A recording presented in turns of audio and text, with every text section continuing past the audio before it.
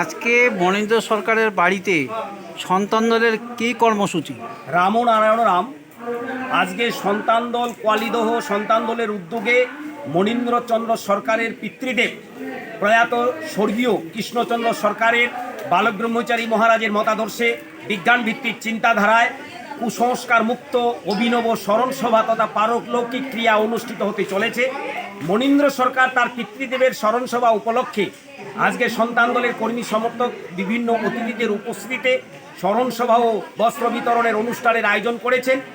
আজকের এই স্মরণসভা অনুষ্ঠানে ব্রাহ্মণ্যবাদ ও ক্ষৌরকার বর্জন করে সামাজিক কুসংস্কার, অন্ধবিশ্বাস ও ধর্মীয় গোঁড়ামির বিরুদ্ধে বিজ্ঞান সচেতনতামূলক মানুষকে সচেতন করতে সন্তান দলের কর্মীরা এগিয়ে চলেছে এবং এই ধরনের স্মরণসভা উত্তরবঙ্গ আসামের বুকে প্রায় লক্ষাধিক অনুষ্ঠিত হতে চলেছে।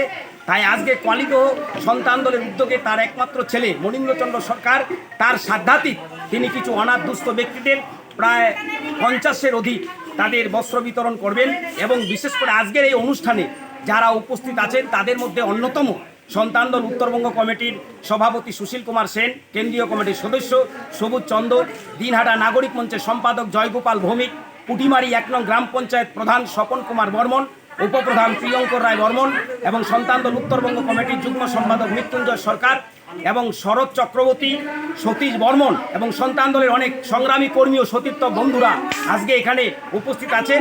আজকের এই স্মরণ সভায় প্রায় 5 শতাধিক মানুষ উপস্থিত আছে। আপনার সন্তান দলে আপনার কোন পদে আছেন? আমার নাম সঞ্জিত দাস, উত্তরবঙ্গ কমিটির আহ্বায়ক ও সন্তান দল কেন্দ্রীয় কমিটির সহসভাপতি। আপনাকে অশেষ অসংখ্য ধন্যবাদ। রাম নারায়ণ রাম।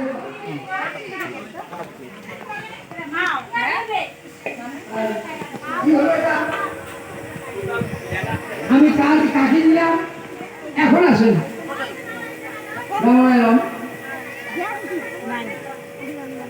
তারপরে আসুন। আমরা জানি না, এক জায়গায় আমাকে বলছিল 500-700 লোক হয়েছিল, বলে বুঝে দিতে হবে, তারপরে বলছে শ্রাদ্ধ হবে।